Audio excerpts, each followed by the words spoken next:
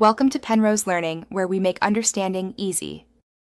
You start by preparing the machine. Sign in as an administrator and back up any personal files so nothing is lost.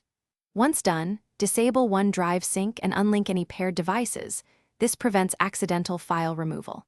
Now open Settings, go to Accounts, and stay on the Main Accounts view.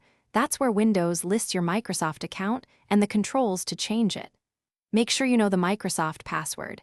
You'll need it during the switch to a local account. You will now convert the profile. Under your info, select Sign in with a local account instead and enter your current Microsoft password when prompted. This verifies ownership. Create a new local username and set a strong password. Write it down or save it in a password manager so you can log back in. After Windows signs you out of the Microsoft account and signs you into the local account, check that your files and apps load correctly. Only then proceed to remove the Microsoft account entry. You finish by removing the Microsoft account entry. Open Accounts, right arrow Email and Accounts or Family and Other Users. Select the Microsoft account and choose Remove, confirming the deletion. Then open Credential Manager and delete any saved Microsoft credentials to prevent automatic sign-in.